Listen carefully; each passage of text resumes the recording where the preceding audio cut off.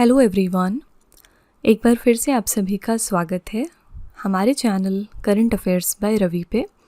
और ये है हमारी 10,000 जीके क्वेश्चंस की सीरीज़, जिसमें हम मोस्ट इम्पॉर्टेंट जीके और जीएस के क्वेश्चंस को यहाँ पर बहुत ही डिटेल में डिस्कस कर रहे हैं। तो फ्रेंड्स, अगर आप किसी भी एग्ज़ाम की तैयारी कर रहे हैं और अगर वहाँ स्टैटिक जीके पूछा जाता है तो आप हमारी इस सीरीज़ को ज़रूर कंसीडर करिएगा। यहाँ पर हम जितने भी इम्पॉर्टेंट जीके के क्वेश्चंस फ्रेम हो सकते हैं उन सभी क्वेश्चंस को कवर करने की कोशिश कर रहे हैं, ठीक है। तो ऑलरेडी इस सीरीज़ में हमने अब तक 57 सेट्स कंप्लीट कर लिया है और आज इसी सीरीज़ में ये हमारा अगला लेक्चर है, जो कि है प्रैक्टिस सेट नंबर 58। ओके, हर सेट में हमने यहाँ पर टॉप 50 क्वेश्चंस को डिस्कस किया है विथ डिटेल्ड एक्सप्लेनेशन। तो अगर आप पहली बार हमारे चैनल पर आए हैं तो आप पार्ट नंबर 1 से स्टार्ट करिएगा और फिर 1 बाय 1 करके यहाँ तक आइएगा, ठीक है। और जब आप 58 सेट्स कंप्लीट कर लेंगे तो आपको खुद रियलाइज़ होगा कि किस तरह स्टैटिक जीके में जो आपकी नॉलेज है वो इम्प्रूव होती जाएगी। फाइन। तो फ्रेंड्स, विद दिस नोट चलिए हम आज की अपनी क्लास स्टार्ट कर लेते हैं और देखते हैं कि आज के टॉप 50 क्वेश्चंस कौन से हैं। तो फ्रेंड्स, वीडियो को कंटिन्यू करने से पहले बस यहाँ पर एक छोटी सी इन्फॉर्मेशन है आपके लिए। ये है हमारी 10,000 जीके जीएस का एमसीक्यू बैच और ये टोटली रवि सर के नोट्स हैं। तो अगर आप हमारे इन लेक्चर्स को फ्री में देखना चाहते हैं तो आप हमारे channel current affairs by Ravi को सब्सक्राइब कर सकते हैं। यहाँ पर आपको ये सारे लेक्चर्स फ्री में अवेल हो जाएंगे। लेकिन अगर आप चाहते हैं कि आप इन वीडियोस को एड फ्री होकर देखें तो आप इसके लिए हमारे पेड बैच को ज्वाइन कर सकते हैं, जहाँ पर हम आपको कॉम्बो प्रोवाइड करते हैं रिकॉर्डेड वीडियोस, फ्री पीडीएफ और फ्री अनलिमिटेड टेस्ट का, ठीक है। ये हमारे कुछ फीचर्स हैं पेड बैच के। सबसे पहली बात, आपको डेली क्लास प्रोवाइड की जाएगी एप्लीकेशन पर और ये लेक्चर्स आप एड फ्री होकर देख सकते हैं। डिटेल्ड एक्सप्लेनेशन दिया होगा हर क्वेश्चन का। जीएस के यहाँ पर हम सारे सब्जेक्ट्स को कवर कर रहे हैं, पॉलिटी, इकोनॉमी, ज्योग्राफी, हिस्ट्री, सब कुछ। एग्जाम ओरिएंटेड क्वेश्चंस पर बात होगी सिर्फ और सिर्फ। यहाँ पर हम स्पेशल फोकस रख रहे हैं प्रीवियस ईयर और मोस्ट रिपीटेड क्वेश्चंस के ऊपर। साथ ही ये पूरा कोर्स हम आपको बाईलिंगुअल फॉर्मेट में प्रोवाइड करेंगे, ताकि अगर आप इंग्लिश में कंफर्टेबल हैं या फिर हिंदी में कंफर्टेबल हैं, दोनों ही केसेस में आप इस कोर्स को एंजॉय कर सकते हैं, ठीक है। तो फ्रेंड्स, इसके लिए प्ले स्टोर पर जाकर आप हमारे mobile application Ravi study app को अपने फ़ोन में इंस्टॉल कर सकते हैं। जैसे ही आप इसको इंस्टॉल करेंगे कुछ ऐसा आपको देखने को मिलेगा और आपको यहाँ पे जीके जीएस पेड वीडियो की कैटेगरी में जाना है। यहाँ से आप 10,000 GK GS PYQ MCQ video course का सब्सक्रिप्शन परचेज कर सकते हैं। और जैसे ही आप इसको सब्सक्राइब कर लेंगे तो फिर आपको ऐसा कुछ दिखाई देगा, जहाँ पर आप हर सेट में जाकर यहाँ से वीडियो को देख सकते हैं, यहाँ से आप क्विज को अटेम्प्ट कर सकते हैं और यहाँ से फ्री पीडीएफ को डाउनलोड कर सकते हैं, ठीक है। तो फ्रेंड्स, अपनी प्रिपरेशन को और स्ट्रॉन्ग करने के लिए हमारे इस कोर्स को ज़रूर सब्सक्राइब कर लीजिएगा। आज का पहला प्रश्न है, नेताजी सुभाष चंद्र बोस अंतर्राष्ट्रीय हवाई अड्डा डैश में स्थित है। आपसे लोकेशन पूछी जा रही है नेताजी सुभाष चंद्र बोस इंटरनेशनल एयरपोर्ट की। ये कहाँ पर है? ये कोलकाता में है। ए ऑप्शन यहाँ पर बिल्कुल करेक्ट हो जाएगा, ठीक है। जैसे हमने पढ़ा है कि इंदिरा गांधी इंटरनेशनल एयरपोर्ट आपका कहाँ पर है? ये दिल्ली में है। तो जो भी आपके इंटरनेशनल एयरपोर्ट्स हैं वो किसी भी अगर इम्पॉर्टेंट पर्सनालिटी के ऊपर रखे गए हैं तो आपको कम से कम लोकेशन का पता होना चाहिए कि वो कहाँ पर है, ओके। बाकी यहाँ पर नेताजी सुभाष चंद्र बोस जी के बारे में बात करें तो ये इंडिया के एक प्रोमिनेंट फ्रीडम फाइटर थे और ये 2 स्लोगन के लिए जाने जाते हैं। पहला आपका है जय हिंद। एग्जाम में पूछा गया क्वेश्चन है कि जय हिंद नाम का स्लोगन किसने दिया था, किस फ्रीडम फाइटर ने दिया था। दूसरा यहाँ पर स्लोगन इन्होंने दिया था, तुम मुझे खून दो मैं तुम्हें आज़ादी दूंगा, यानी give me blood I will give you freedom, ठीक है। और ये भी एग्जाम में बहुत बार क्वेश्चन पूछा गया है कि ये स्लोगन किसका है। याद रखिएगा, नेताजी सुभाष चंद्र बोस का। इसके अलावा ये जाने जाते हैं हमारी फॉरवर्ड ब्लॉग के लिए। ये कुछ सारे के सारे जो मैं पॉइंट्स आपको यहाँ पर बता रही हूँ सब एग्जाम में पूछे गए क्वेश्चंस हैं। यहाँ पर हमने इस फॉर्मेट में देखा कि नेताजी सुभाष चंद्र बोस जी के ऊपर कौन सा क्वेश्चन पूछा गया और आप इसी सीरीज़ में देखेंगे कि इससे रिलेटेड भी बहुत सारे क्वेश्चंस आएंगे। ये सारे पॉइंट्स जो मैं आपको बता रही हूँ इनसे रिलेटेड क्वेश्चंस भी फ्रेम किए गए हैं एग्जाम में, ठीक है। इसके अलावा इन्होंने इंडियन नेशनल आर्मी की स्थापना की थी और ये कांग्रेस के प्रेसिडेंट थे 1938 और 1939 में, ठीक है। लेकिन बाद में होता क्या है, गांधी जी के साथ इनके जो विचार हैं वो मैच नहीं करते हैं और बहुत सारा मिसमैच होने की वजह से इन्होंने बाद में जो है आईएनसी यानी इंडियन नेशनल कांग्रेस को लीव कर दिया था, ठीक है। तो इनके बारे में ये कुछ इंपॉर्टेंट पॉइंट्स हैं जो आपको ध्यान में रखने होंगे। नेक्स्ट क्वेश्चन है, रिचर्ड वेलेस्ली का भारत के गवर्नर जनरल के रूप में कार्यकाल डैश था। रिचर्ड वेलेस्ली इंडिया के अंदर गवर्नर जनरल बनते हैं कब से कब तक, आपको ये बताना है। तो 1798 में ये गवर्नर जनरल बनते हैं और 1805 तक ये इस पोजीशन पर रहते हैं, यानी कि 7 सालों तक। ठीक है, वेलेस्ली एक बहुत ही इंपॉर्टेंट सिस्टम के लिए जाने जाते हैं और वो है आपका सब्सिडरी अलायंस सिस्टम। और ये जो इनका सिस्टम था बहुत ही पावरफुल सिस्टम माना गया, क्योंकि इसकी वजह से जो भी इंडिया के अंदर छोटी छोटी यूनिट्स थी, छोटे छोटे रीजन्स थे, वो सारे के सारे ब्रिटिश कंट्रोल में चले गए थे। कैसे चले गए थे? सब्सिडरी अलायंस सिस्टम में होता क्या था, ये एक तरह का एग्रीमेंट साइन करते थे प्रोविंसेस के साथ कि आपको हम जो है सेफ्टी प्रोवाइड करेंगे अगर आप ये एग्रीमेंट साइन करते हैं। तो उस एग्रीमेंट को साइन करने के बाद उस रीजन पर कंट्रोल पूरा का पूरा ब्रिटिशर्स का हो जाता था और दिखाते ये थे कि हम आपको डिफेंड कर रहे हैं, हम आपको आर्मी प्रोवाइड कर रहे हैं, ऐसा वैसा। लेकिन at the end of everything होता क्या था कि उस रीजन पर ब्रिटिश कंट्रोल बढ़ जाता था और फिर जो वहाँ के ओनर या जो वहाँ के किंग होते थे वो सिर्फ पपेट बन के रह गए और लास्ट में वो पपेट भी नहीं रह जाते हैं, वो पूरा जो कंट्रोल है वो ब्रिटिशर्स के पास आ जाता है। ठीक है, तो इससे इन्होंने बहुत सारे रीजन्स को अपने कंट्रोल में लिया था। तो सब्सिडरी अलायंस सिस्टम इनका बहुत ही पावरफुल वेपन था। ठीक है, किसका ये आइडिया था याद रखिएगा, रिचर्ड वेलेस्ली का। नेक्स्ट है भगवती समिति 1973 ने डैश पर एक रिपोर्ट प्रस्तुत की थी। भगवती कमेटी किस रिपोर्ट के लिए जानी जाती है? तो इन्होंने रिपोर्ट क्रिएट की थी बेरोज़गारी के ऊपर। ठीक है, बेरोज़गारी मतलब अनएम्प्लॉयमेंट के ऊपर। और ये समिति कब बनाई गई थी? 1973 में। कुछ समितियाँ आपसे बार बार एग्जाम में पूछी जाएंगी, जैसे भगवती कमेटी हो गई, दूसरी यहाँ पर हो गई आपकी स्वर्ण सिंह कमेटी। ये भी एग्जाम में अक्सर पूछी जाती है कि स्वर्ण सिंह जो कमेटी है, ये कमेटी किस पर्पस के लिए फॉर्म की गई थी। और ऑलरेडी हम पीछे के लेक्चर्स में देख चुके हैं कि स्वर्ण सिंह कमेटी आपकी फॉर्म हुई थी फंडामेंटल जो आपके ड्यूटीज़ हैं इनका रिकमेंडेशन देने के लिए। ठीक है, इन्होंने ये रिकमेंडेशन दी थी कि फंडामेंटल ड्यूटीज़ का कॉन्सेप्ट होना चाहिए आपके कॉन्स्टिट्यूशन में, और बाद में आर्टिकल नंबर 51A के तहत फंडामेंटल ड्यूटीज़ को फाइनली इंस्टॉल किया गया हमारे संविधान में। ठीक है, तो किस कमेटी के रिकमेंडेशन से ये हुआ था? याद रखिएगा, स्वर्ण सिंह कमेटी। नेक्स्ट है बिहू डैश का लोक नृत्य है। बिहू कौन से राज्य का फोक डांस है? यहाँ पर करेक्ट आंसर है सी ऑप्शन, असम राज्य। बस बिहू जो डांस है ये असम का है और मैंने आपको बहुत बार बताया है कि यहाँ पर 3 तरह के बिहू होते हैं। ठीक है, 3 तरह के बिहू 3 तरह के डिफरेंट मंथ्स में मनाए जाते हैं। पहला आपका हो गया यहाँ पर रोंगाली बिहू, जिसको आप बोहाग बिहू भी कहते हैं। अभी रिसेंटली इसको मनाया गया है जनवरी मंथ में। दूसरा यहाँ पर हो गया आपका कोंगाली बिहू, जिसको आप काटी बिहू के नाम से जानते हैं और इसको ज़्यादातर अक्टूबर मंथ में सेलिब्रेट किया जाता है। और तीसरा जो मोस्ट इम्पॉर्टेंट है ये है भोगाली बिहू, और ये इसको जो है माघ बिहू के नाम से भी जाना जाता है। इसको ये लोग मनाते हैं जनवरी मंथ में। ये आपका जो रोंगाली बिहू है ये अप्रैल में मनाया जाता है। तो रिसेंटली अभी भोगाली बिहू को सेलिब्रेट किया गया है जनवरी में। ठीक है, तो फ्रेंड्स ये 3 तरह के आपके बिहू के डांस फॉर्म्स हैं और आपको ध्यान में रखना है कि इनको कौन कौन से मंथ में मनाया जाता है। अभी रिसेंटली आपका भोगाली बिहू असम में मनाया गया जनवरी मंथ में। ओके, क्वेश्चन नंबर 5 है डैश ने 1206 से लेकर 1210 के दौरान दिल्ली में शासन किया है। तो दिल्ली के ऊपर किसका रूल था during this time period? Answer यहाँ पर हो जाएगा बी ऑप्शन, कुतुबुद्दीन ऐबक। ठीक है, कुतुबुद्दीन ऐबक का शासन था 1206 से लेकर 1210 तक दिल्ली के ऊपर।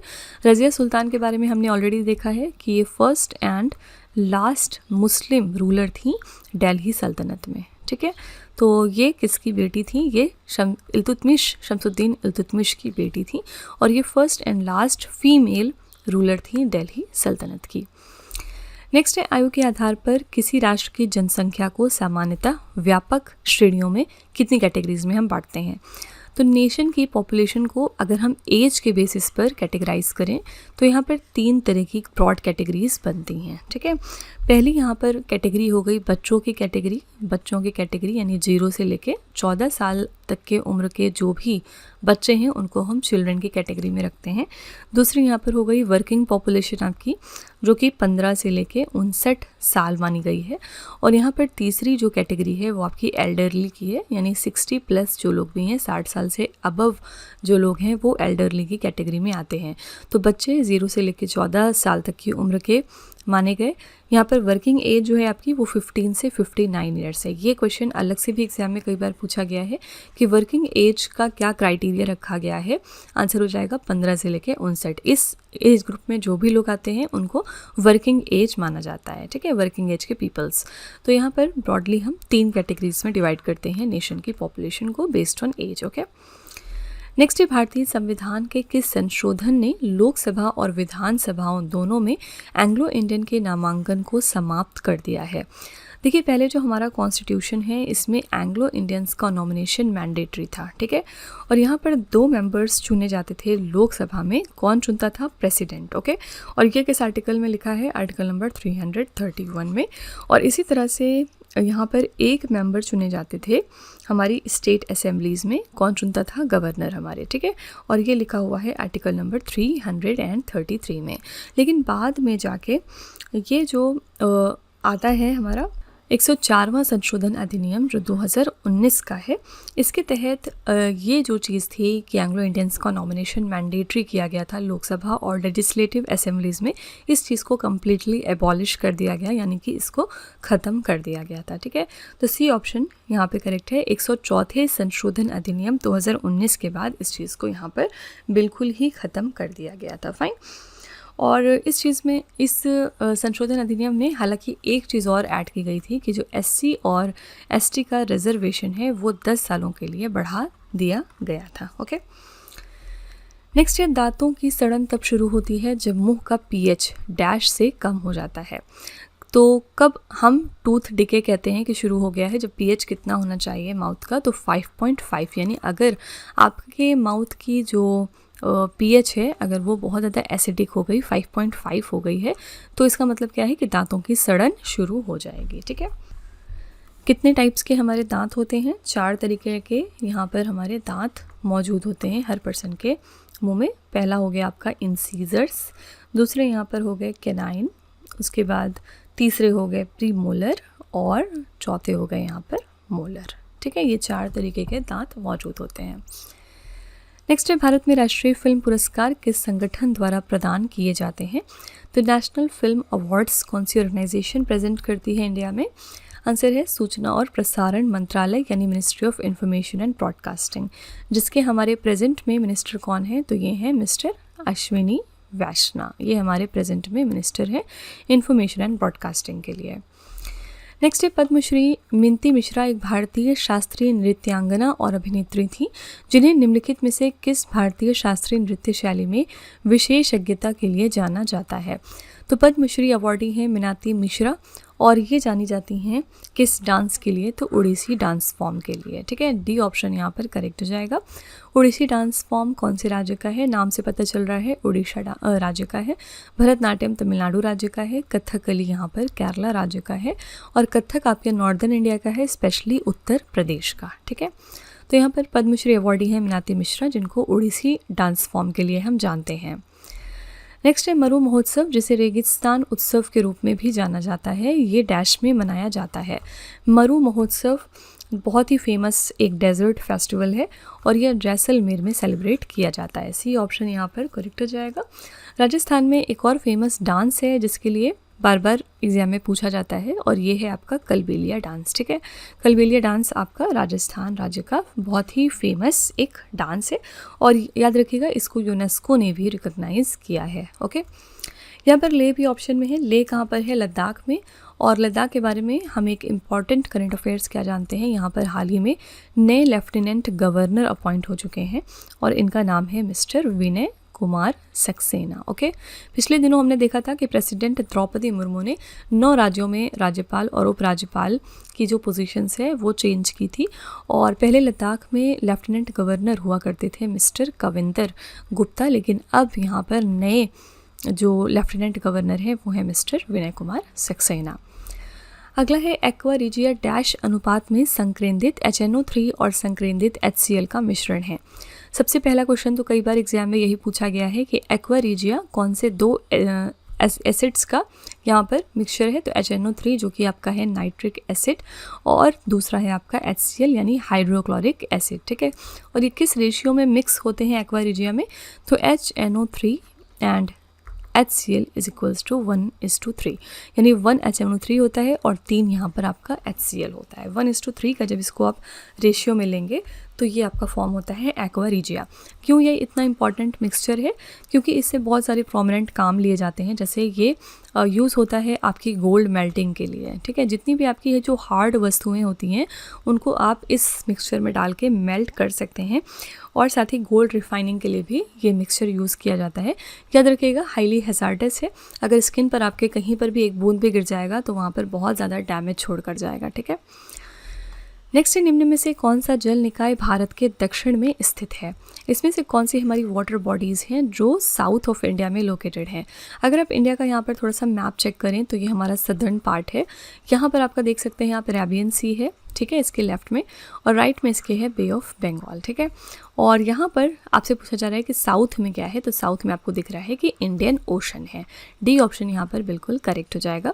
कितने तरह के आपके ओशंस होते हैं? पहला हो गया आपका पैसिफिक ओशन, दूसरा यहाँ पर है अटलांटिक ओशन, तीसरा यहाँ पर है आपका इंडियन ओशन, चौथा है आर्कटिक ओशन और पांचवा है सदर्न यानी कि अंटार्कटिक ओशन, ठीक है। तो ये 5 तरीके के आपके ओशंस हैं, जिनमें से सबसे बड़ा जो आपका ओशन है वो पैसिफिक ओशन है। और अगर पूछा जाए कि इंडिया के सदर्न हिस्से पर कौन सा एक ओशन है तो याद रखिएगा ये है आपका इंडियन ओशन, ठीक है। नेक्स्ट है, महान हिमालय का कोर निम्नलिखित में से किस तत्व से बना है? ग्रेट हिमालयाज का जो कोर है ये कौन से एलिमेंट से डेवलप हुआ है? आंसर हो जाएगा बी ऑप्शन, ग्रेनाइट से, ठीक है। ग्रेनाइट से इसको डेवलप किया गया है। और यहाँ पर लेड भी ऑप्शन में है। लेड का जो सिंबल है वो है Pb। ग्रेफाइट का सिंबल होता है कार्बन। क्यों होता है? क्योंकि ये एक एलोट्रोप है कार्बन का, कोई अलग मेटल नहीं है। और निकल का सिंबल है Ni, ठीक है। नेक्स्ट है, भारत में विमानन क्षेत्र का उद्घाटन डैश में टाटा एयरलाइंस की शुरुआत के साथ में हो गया था। तो एविएशन सेक्टर की शुरुआत इंडिया में कब हुई थी? 1932 में। डी ऑप्शन करेक्ट है। और पहली बार जो इंडिया के अंदर एयरलाइंस लॉन्च हुई थी वो कौन सी थी? वो थी टाटा एयरलाइंस, ओके। तो 1932 में हमारी एंट्री हुई थी एविएशन सेक्टर में। नेक्स्ट है, ओलंपिक खेलों को अंतर्राष्ट्रीय दर्जा किस वर्ष में मिला है? तो ओलंपिक गेम्स को इंटरनेशनल स्टेटस मिला था 1908 में। सी ऑप्शन करेक्ट हो जाएगा। ओलंपिक गेम्स जो हैं वो ओवरऑल देखेंगे आप तो 4 सालों में होते हैं, लेकिन 2-2 साल पर विंटर और समर ओलंपिक्स होते हैं, ठीक है।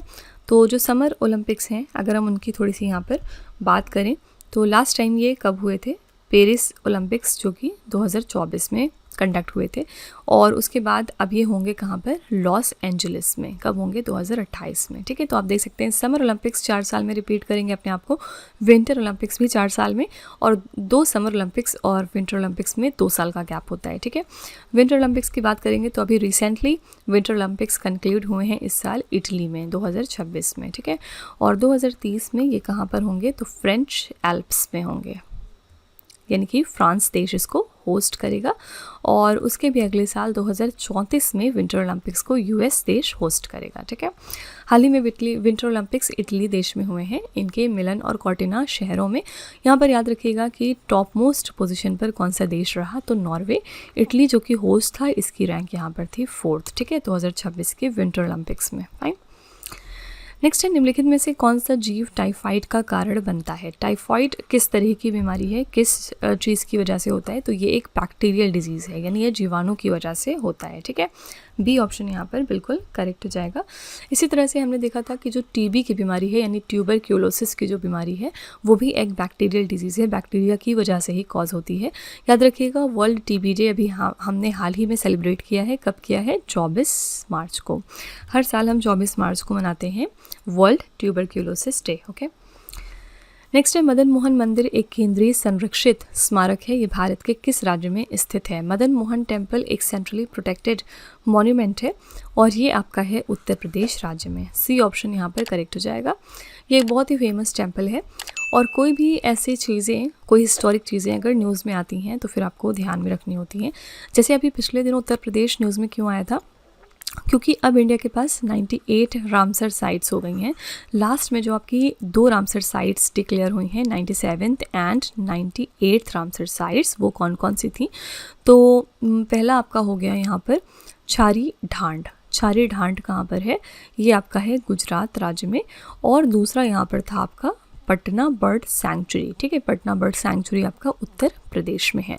तो ये 2 हमारी लेटेस्ट रामसर साइट्स हैं, जिसके बाद अब इंडिया के अंदर जो टोटल नंबर है रामसर साइट्स का वो हो गया है 98। ओके, नेक्स्ट है, निम्नलिखित में से किसने राज्य के नीति निदेशक तत्वों को सामाजिक बहिष्कार के लक्ष्यों को आगे बढ़ाने के लक्ष्य के रूप में माना है? तो इनमें से कौन से लोग हैं जिन्होंने DPSP को माना है कि वो further the goals of social exclusion का काम करते हैं? आंसर यहाँ पर हो जाएगा बी ऑप्शन, ग्रैनविले ऑस्टिन। ठीक है, directive principles of state policy की यहाँ पर हम बात करेंगे। तो आर्टिकल नंबर 36 से लेके 51 नंबर ऑफ आर्टिकल तक इसके बारे में चर्चा हुई है इंडियन कॉन्स्टिट्यूशन में। पार्ट 4 में ये DPSP के बारे में डिटेल में दिया हुआ है। एक क्वेश्चन और पूछा जाता है कि ये DPSP का कॉन्सेप्ट हमने किसके कॉन्स्टिट्यूशन से उठाया था? तो आयरलैंड के कॉन्स्टिट्यूशन से हमने ये चीज़ बोरो करी है। ठीक है, अगला है, एन अनसुटेबल बॉय किस भारतीय व्यक्तित्व की आत्मकथा है? कोई भी फेमस पर्सनालिटी अगर अपनी किताब लिखते हैं तो वो क्वेश्चन आपके एग्जाम में पूछ लिया जाता है। एन अनसुटेबल बॉय नाम की जो ये ऑटोबायोग्राफी है, ये है करण जौहर की ऑटोबायोग्राफी। ठीक है, सी ऑप्शन यहाँ पर करेक्ट हो जाएगा। अगर हम करंट अफेयर्स में देखें तो हाल ही में मिस्टर M.M. नारवने, कौन है ये हमारे former chief of army staff है। इन्होंने अपनी ऑटोबायोग्राफी लिखी है जिसका नाम इन्होंने रखा था 4 स्टार्स ऑफ डेस्टिनी। ठीक है, तो क्योंकि अब ये भी एक इम्पॉर्टेंट पर्सनालिटी है तो एक क्वेश्चन आपके करंट अफेयर्स में पूछा जा सकता है कि M.M. नारवने ने जो अपनी एक आत्मकथा लिखी है उस किताब का नाम क्या रखा, या फिर ऐसे पूछ सकते हैं कि 4 स्टार्स ऑफ डेस्टिनी किसकी आत्मकथा है। ठीक है, क्वेश्चन नंबर 21 है, 1875 में आर्य समाज की स्थापना किसने की थी? तो पहली बात ये कि 1875 में आर्य समाज फाउंड हुआ था और इसको किसने फाउंड किया था? करेक्ट आंसर हो जाएगा ए ऑप्शन, स्वामी दयानंद सरस्वती जी ने। ठीक है, ए ऑप्शन यहाँ पर बिल्कुल सही है। और यहाँ पर स्वामी विवेकानंद भी ऑप्शन में है। स्वामी विवेकानंद जी ने किस मिशन को फाउंड किया था? इन्होंने रामकृष्ण मिशन को लॉन्च किया था। कब किया था? 1897 में। ठीक है, सिंपली याद रखिएगा कि स्वामी विवेकानंद जी का नाम जुड़ा हुआ है रामकृष्ण मिशन के साथ। अगला है, ग्राउंड स्ट्रोक शब्द निम्नलिखित में से किस खेल से संबंधित है? ग्राउंड स्ट्रोक नाम का टर्म आपके टेनिस में यूज़ होता है। ठीक है, कितने तरह के आपके टेनिस ग्रैंड स्लैम्स होते हैं? 4 तरीके के।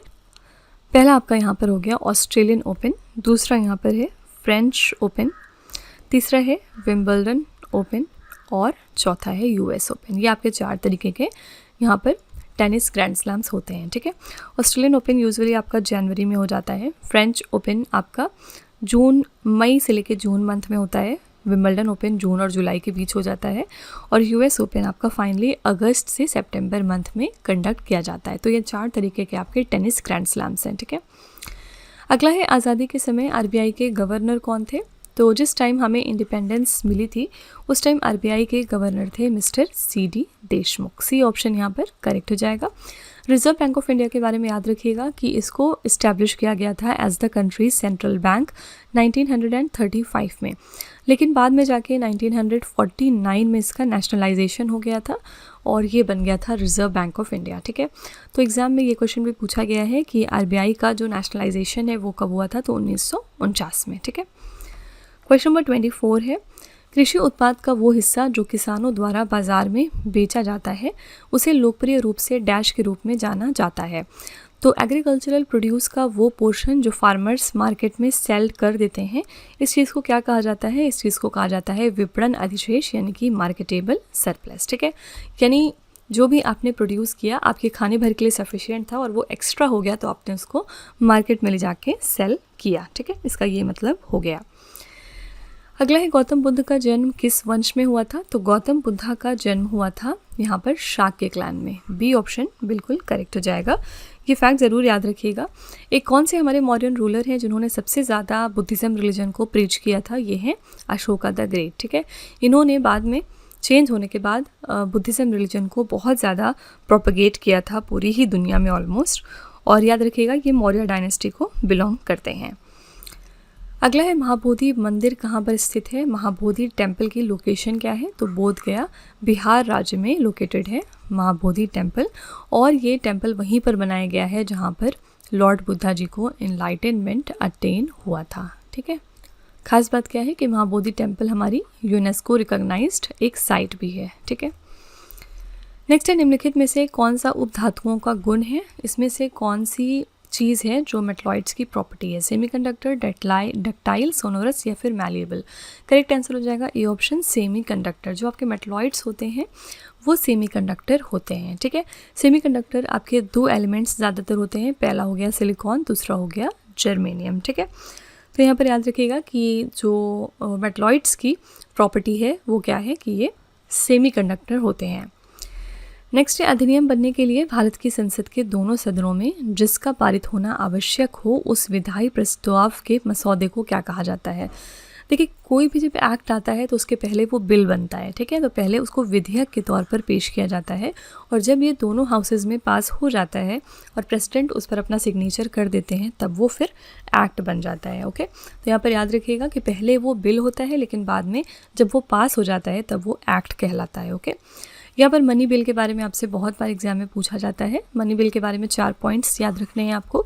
सबसे पहले इसके लिए आर्टिकल कौन सा यूज़ होता है, तो आर्टिकल नंबर 110। ठीक है, दूसरी इंपॉर्टेंट बात ये कि कौन डिसाइड करता है कि ये बिल जो है ये मनी बिल है या फिर नॉन मनी बिल है, तो ये चीज़ डिसाइड करते हैं हमारे स्पीकर ऑफ द पार्लियामेंट। ठीक है, तीसरी इंपॉर्टेंट बात ये कि मनी बिल तभी इंट्रोड्यूस होगा जब प्रायर रिकमेंडेशन होगी किसकी, प्रेसिडेंट की। ठीक है, प्रेसिडेंट की प्रायर रिकमेंडेशन ज़रूरी है। और चौथी इंपॉर्टेंट बात ये कि सिर्फ और सिर्फ लोकसभा में आप इसको प्रेजेंट कर सकते हैं। ठीक है, तो ये 4 इंपॉर्टेंट पॉइंट्स हैं मनी बिल के रिगार्डिंग। इससे रिलेटेड हमेशा ही कोई ना कोई क्वेश्चन एग्जाम में पूछा जाता है। नेक्स्ट, निम्नलिखित में से कौन सा शासक मौर्य वंश से संबंधित नहीं था। इनमें से कौन से रूलर हैं जो मौर्य डायनेस्टी को बिलोंग नहीं करते, अशोका, बिंदुसारा, बिंबिसारा या फिर चंद्रगुप्त।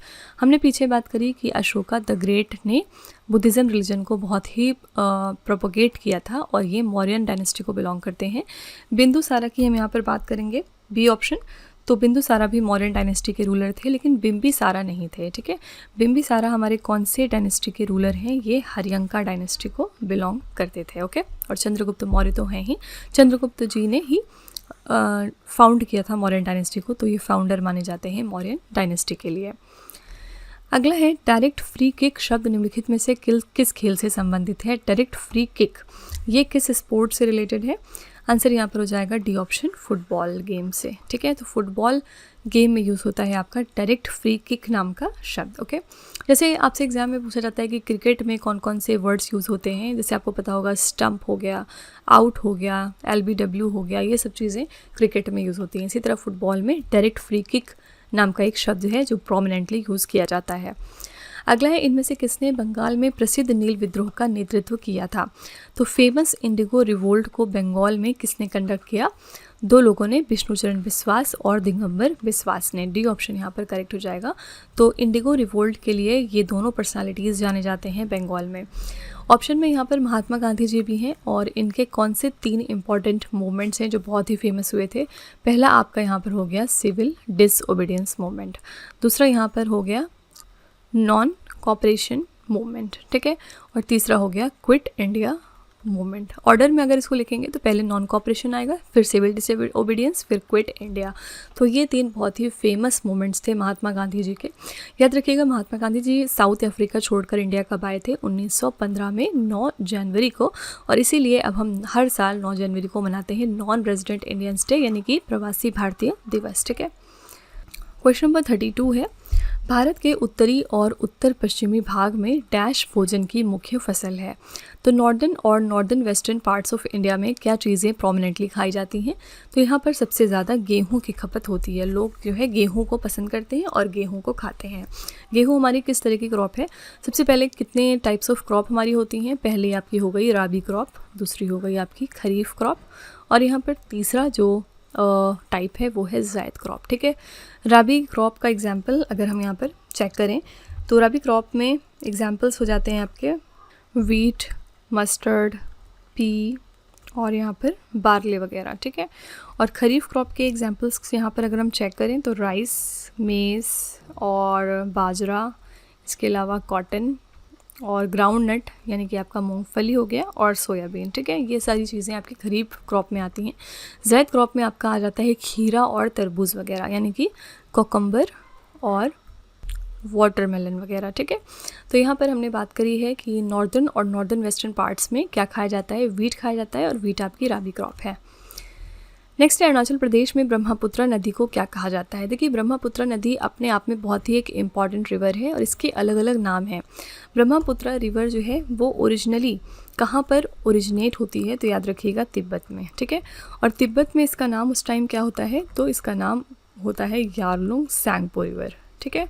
बाद में जाके जब इंडिया में ये आती है तो अरुणाचल प्रदेश से एंटर करती है, असम में जाती है और असम से सीधा ये पहुंच जाती है बांग्लादेश में, ठीक है। और बांग्लादेश से जब निकलती है तो सीधा ये जाती है आपकी बंगाल की खाड़ी यानी बे ऑफ बंगाल में। तो तिब्बत में यारलुंग सैंगपो के नाम से इसको हम जानते हैं। अरुणाचल प्रदेश राज्य में जब ये पहुंचती है तो इसका नाम हो जाता है दिहांग रिवर। और बांग्लादेश में जब ये पहुंच जाती है तब इसका नाम पड़ता है जमुना और फाइनली ये बे ऑफ बंगाल में मर्ज हो जाती है। तो इस तरह से इसके 3 नाम हैं, आपको याद रखना होगा कि दिहांग इंडिया में नाम है, जमुना बांग्लादेश में और यारलुंग सैंगपो तिब्बत में, ओके। यहाँ पर आपसे पूछ रहा है कि अरुणाचल प्रदेश में इसका क्या नाम है, अरुणाचल प्रदेश में इसका नाम है दिहांग, सी ऑप्शन करेक्ट हो जाएगा, ठीक है। असम में जब ये होती है तब क्या नाम होता है, Brahmaputra river, okay. Question number 34 है, उस्ताद अल्लाह रखा भारतीय संगीत में निम्नलिखित में से किस वाद्य यंत्र को बजाने में उनके योगदान के लिए प्रसिद्ध हैं।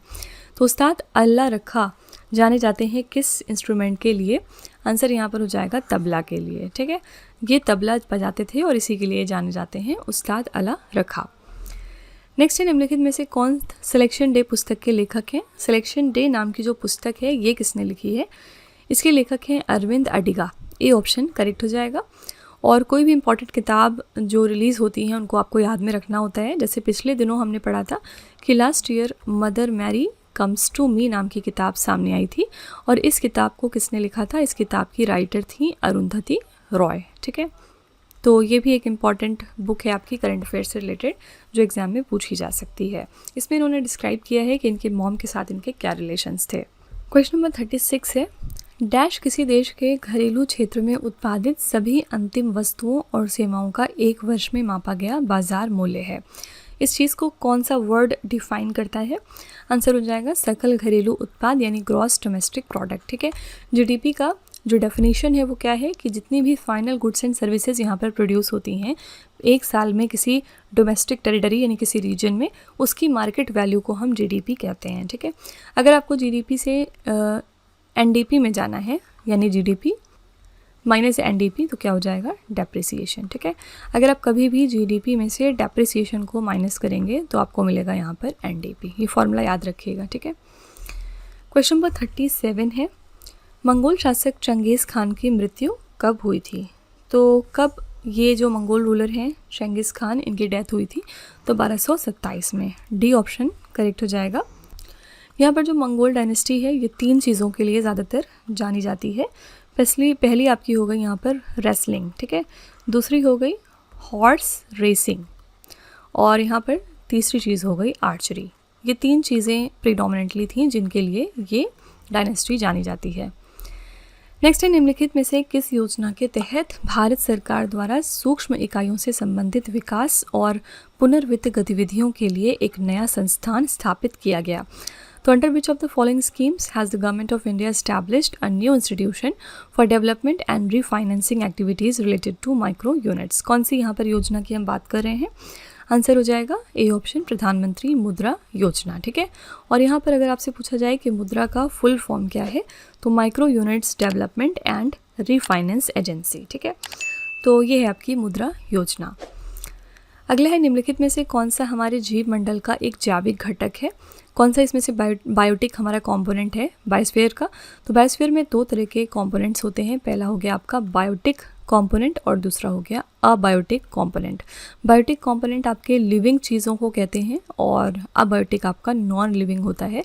लिविंग में अगर हम देखेंगे तो जैसे प्लांट्स, एनिमल्स, माइक्रोब्स, बैक्टीरियाज, ये सब, ठीक है। और नॉन लिविंग में आता है सनलाइट, एयर, सॉइल, इसके अलावा वाटर एट्सेट्रा। ठीक है, तो यहाँ पर पूछ रहा है कि इसमें से कौन सा हमारा बायोटिक कंपोनेंट है। सनलाइट आपका अबायोटिक है, एयर अबायोटिक है, सॉइल अबायोटिक है, तो आंसर हो जाएगा सी ऑप्शन, सूक्ष्म जीव यानी माइक्रो ऑर्गेनिज्म। नेक्स्ट है प्राणी जगत में सबसे बड़ा समुदाय कौन सा होता है। तो एनिमल किंगडम में लार्जेस्ट फाइलम किसको माना जाता है, आर्थ्रोपोडा। ये तो बस ऐसे रट लीजिएगा, आर्थ्रोपोडा आपका लार्जेस्ट फाइलम है। और अगर हम यहाँ पर स्मॉलेस्ट फाइलम की बात करेंगे तो स्मॉलेस्ट फाइलम कौन सा है, ये है आपका प्लैकोजोआ। ठीक है, ये आपका स्मॉलेस्ट फाइलम है एनिमल किंगडम में। क्वेश्चन नंबर 41 है, इंडियन सुपर लीग एक डैश चैम्पियनशिप है। Indian super league is a dash championship. तो ये कैसी चैम्पियनशिप है आपकी, ये एक फुटबॉल रिलेटेड चैम्पियनशिप है। ठीक है, डी ऑप्शन यहाँ पर बिल्कुल आपका करेक्ट हो जाएगा। बहुत सारे अलग अलग कप्स होते हैं जिनके बारे में एग्जाम में पूछा जाता है कि कौन सा कप किससे रिलेटेड है। इसमें से एक बहुत ही फेमस कप डेविस कप है, याद रखिएगा, ये टेनिस से संबंधित है।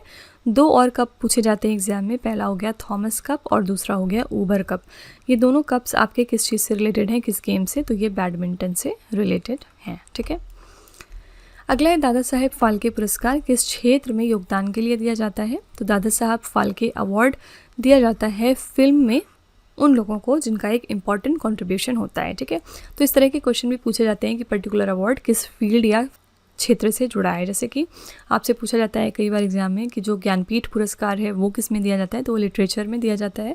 ग्रैमी अवार्ड के बारे में आता है तो ग्रैमी अवार्ड म्यूज़िक में दिया जाता है। इसी तरह से एबल प्राइज़ के बारे में भी एग्जाम में बहुत पूछा जाता है। एबल प्राइज़ मैथमेटिक्स की फील्ड में दिया जाता है। और 2025 में अगर हम विनर का नाम देखें तो 2025 में इसके विनर कौन थे, इनके विनर का नाम था मसाकी काशीवारा। ठीक है, कौन से देश से रिलेटेड है, ये जापान देश को बिलोंग करते हैं। नेक्स्ट है लावणी किस भारतीय राज्य का प्रसिद्ध लोक नृत्य है। तो लावणी एक बहुत ही फेमस फोक डांस है महाराष्ट्र राज्य का। बी ऑप्शन यहाँ पर एकदम करेक्ट हो जाएगा। एक और डांस है जो बहुत ज़्यादा एग्जाम में पूछा जाता है और इसका नाम है सत्रिया। सत्रिया डांस कौन से राज्य का है, ये असम राज्य का फेमस डांस है। क्वेश्चन नंबर 44 है, डैश देश में सरकार के एक से अधिक स्तरों के अस्तित्व को दर्शाता है। Dash denotes the existence of more than one level of government in a country. इस चीज़ को कहा जाता है संघवाद यानी कि फेडरलिज्म। ठीक है, फेडरलिज्म का हिंदी में मतलब क्या होता है कि इसमें दो पार्ट्स में जो गवर्नमेंट है वो डिवाइडेड होती है। पहला आपका सेंट्रल लेवल पे गवर्नमेंट होती है और दूसरी रीजनल या फिर स्टेट या फिर प्रोविंसेस पर भी गवर्नमेंट होती है। ओके, इस चीज़ को हम कहते हैं संघवाद यानी फेडरलिज्म। क्वेश्चन नंबर 45 है, कौन सी स्वतंत्रता सेनानी उत्तर प्रदेश राज्य की राज्यपाल बनने वाली पहली महिला भी थीं। तो इनमें से कौन सी फ्रीडम फाइटर हैं जो बाद में जाके गवर्नर बनी हैं यूपी स्टेट के लिए। आंसर हो जाएगा सी ऑप्शन, सरोजनी नायडू। इसी के साथ ये फर्स्ट वुमेन बनी जो कि गवर्नर बनी है उत्तर प्रदेश राज्य में। ठीक है, सरोजनी नायडू जी का जन्म कब हुआ था, 13 फरवरी को हुआ था और इसीलिए अब हम हर साल 13 फरवरी को मनाते हैं नेशनल लेवल का वुमेन्स डे। ठीक है, याद रखिएगा नेशनल वुमेन्स डे अलग दिन होता है, इंटरनेशनल वुमेन्स डे अलग दिन होता है। इंटरनेशनल वुमेन्स डे की हम अगर यहाँ पर बात करेंगे तो ये कब होता है, ये होता है आपका 8 मार्च को। ओके, तो इंटरनेशनल लेवल पे वुमेन्स डे होता है 8 मार्च को और नेशनल लेवल पे वुमेन्स डे होता है आपका 13 फरवरी को। अगला है, निम्नलिखित में से भारत के किस राज्य में गणगौर उत्सव मनाया जाता है। तो गणगौर जो फेस्टिवल है ये मनाया जाता है राजस्थान राज्य में। डी ऑप्शन बिल्कुल करेक्ट हो जाएगा। गणगौर फेस्टिवल का सेलिब्रेशन होता है राजस्थान राज्य में। राजस्थान में एक और फेमस डांस होता है कौन सा, घूमर। घूमर डांस कहाँ का है, राजस्थान का। इसी तरह से पंजाब राज्य में जो डांस है एक भांगड़ा, ये एग्ज़ाम में काफ़ी पूछा जाता है। और इसके रिगार्डिंग एक और चीज़ याद रखिएगा कि अगर मेन परफॉर्म करेंगे भांगड़ा को तो भांगड़ा होगा, लेकिन अगर वुमेन परफॉर्म करेंगी भांगड़ा डांस को तो इसको आप एक अलग नाम देते हैं, ये होता है गिद्दा। ठीक है, तो ये सारे फैक्ट्स ध्यान में रखिएगा, ऐसे क्वेश्चंस क्योंकि एग्जाम में पूछे गए हैं। क्वेश्चन नंबर 47 है, समुद्र के जल का दिन में 2 बार लयबद्ध रूप से उठना और गिरना डैश कहलाता है। Rhythmic rise and fall of ocean water twice a day. जब भी कभी ट्वाइस अ डे वर्ड आप देखेंगे तो तुरंत टिक करके आइएगा टाइड्स यानी ज्वार भाटा।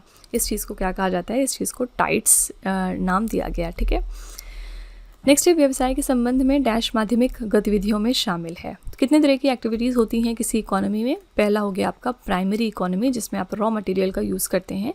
दूसरी हो गया आपका सेकेंडरी एक्टिविटी जिसमें आप मैन्युफैक्चरिंग को प्रीडोमिनेंटली इंक्लूड करते हैं। और तीसरा यहाँ पर हो गया आपका टर्शरी। ठीक है, टर्शरी एक्टिविटी यानी टर्शरी सेक्टर। तो यहाँ पर सेकेंडरी एक्टिविटीज़ में कौन सी चीज़ आती है आपको बताना है। जो प्राइमरी सेक्टर है आपका, इसमें आपका आता है फॉर एग्जांपल एग्रीकल्चर, माइनिंग, ठीक है, इसके अलावा फ़िशिंग वगैरह, ठीक है। और सेकेंडरी एक्टिविटीज़ में आपका जितना भी मैन्युफैक्चरिंग पार्ट है वो आ जाता है। टर्शरी वाले पार्ट में आपका आ जाता है जैसे फॉर एग्जांपल टूरिज़्म वगैरह, ओके। तो यहाँ पर पूछ रहा है कि dash is included in secondary activities, तो कंस्ट्रक्शन जो चीज़ है वो आपका सेकेंडरी एक्टिविटीज़ में आएगा, ठीक है। नेक्स्ट है भारत की जनगणना 2011 के अनुसार भारत के संविधान की 8वीं अनुसूची में निर्दिष्ट 22 भाषाओं में से कौन सी भाषा बहुत कम लोगों द्वारा बोली जाती है। तो इंडिया के सेंसस 2011 के हिसाब से विच of the 22 languages specified in the 8th schedule of the constitution of India is spoken by the fewest number of people. तो इनमें से कौन सी एक लैंग्वेज है जो ऑल्दो हमारे शेड्यूल में मौजूद है, इंडियन कॉन्स्टिट्यूशन के 8th शेड्यूल में, लेकिन आपको बताना है कि वो बहुत ही कम लोगों के द्वारा बोली जाती है। ये भाषा है संस्कृत। सी ऑप्शन करेक्ट हो जाएगा। संस्कृत हमारे कॉन्स्टिट्यूशन में मौजूद है, 8th शेड्यूल में जो हमारी 22 लैंग्वेजेस हैं उसके अंदर आती है संस्कृत भी, लेकिन ये बहुत ही कम लोगों द्वारा बोली जाने वाली भाषा है, ठीक है। सी ऑप्शन करेक्ट हो जाएगा। यहाँ पर सेंसस 2011 जो हुआ था ये हमारा 15th नंबर का सेंसस था। नेक्स्ट जो हमारा सेंसस है यानी 16th नंबर का सेंसस वो 2027 में होने वाला है।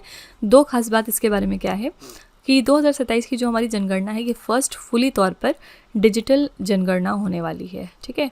और दूसरी इंपॉर्टेंट बात ये है कि ये कास्ट बेस्ड सेंसस रहेगा, यानी इसमें हम कास्ट को भी काउंट करेंगे, ओके। क्वेश्चन नंबर 50 है 1968 में पद्मश्री पुरस्कार से सम्मानित होने वाली नर्तकियों में से कौन सी एक भारतीय अभिनेत्री भी थी। इनमें से कौन सी डांसर हैं जिनको पद्मश्री का अवार्ड मिला था 1968 में, और वो एक इंडियन एक्ट्रेस भी थी। आंसर हो जाएगा सी ऑप्शन वैजयंती माला, ठीक है। सी ऑप्शन करेक्ट है। इनको पद्मश्री का अवार्ड मिला था 1968 में। इसी तरह से सिमिलरली अभी कौन सी एक रीसेंट हमारी सिंगर हैं जिनको कि पद्म अवार्ड मिला है, ये है अलका याग्निक, ठीक है।